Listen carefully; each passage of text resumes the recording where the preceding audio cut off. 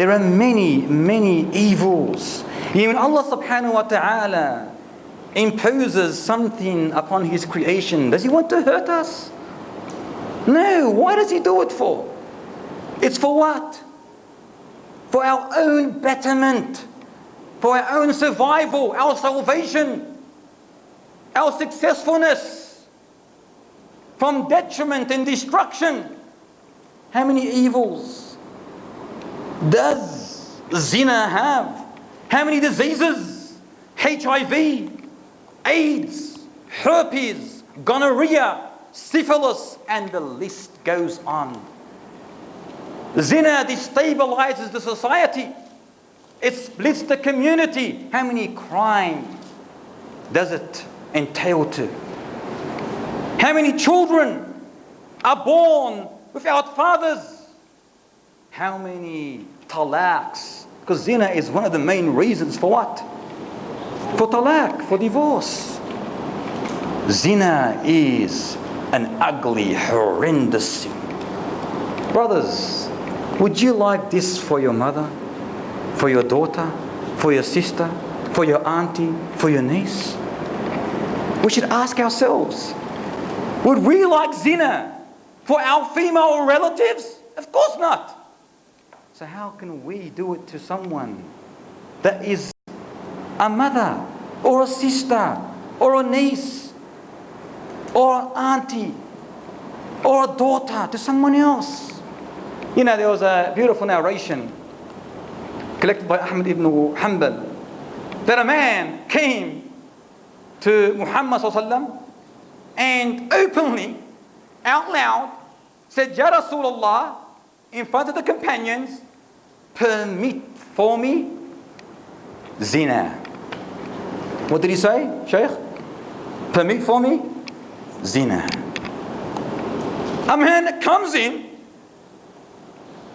before the companions, before Muhammad sallallahu alayhi wa sallam, said, Ya Rasulullah, a young man, permit for me zina. Now the companions, when they heard this, they were extremely annoyed at this arrogant approach. So they berated him, vigorously scorned him, scolded him, and they were disgusted at his insolent request. You know, what would you do if someone comes to your house and says, permit for me zina? Oh, it's not exactly the answer I'm looking for. It's a style of the thugs. And Islam is not a thug religion, Mustafa. Islam is a religion of wisdom and fairness. A religion of knowledge and understanding. A religion of fair preaching and wisdom. That's why Islam spread throughout the entire globe. So if everyone was bashed, Allah inna, they're going to say we're nothing but terrorists. Correct? No. Muhammad sallallahu alayhi wa sallam did not scorn him. He did not scold him. He did not berate him. He said to the young man, Ta'ala, come close to me. And then he started asking him, look at the wisdom. Look at the fairness, the understanding of this great leader, sallallahu alayhi wa sallam. He said to him, would you like such a thing, zina, for your mother? Look at the wisdom behind his questioning. The young man said, La wallahi ya Rasulullah. No, by Allah. How dare someone even think to do it to my mother?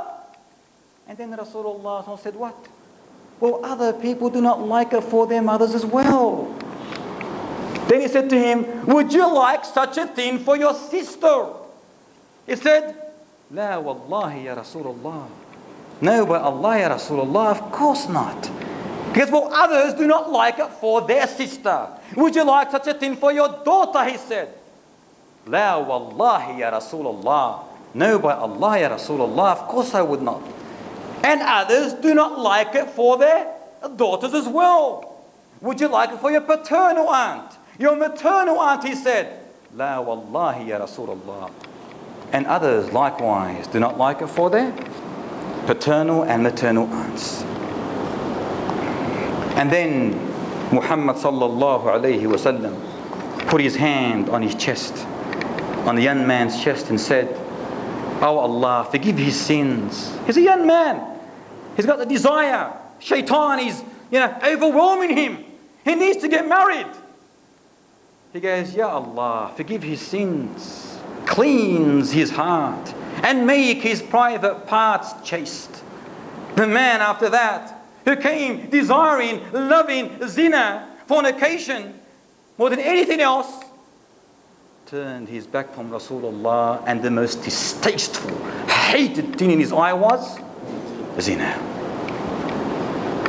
Because of the wisdom, the confrontation that he had with Rasulullah sallallahu alayhi wasallam. And he did not bash him. He spoke to him with wisdom. If he bashed him, how is that going to cure anything, Mustafa?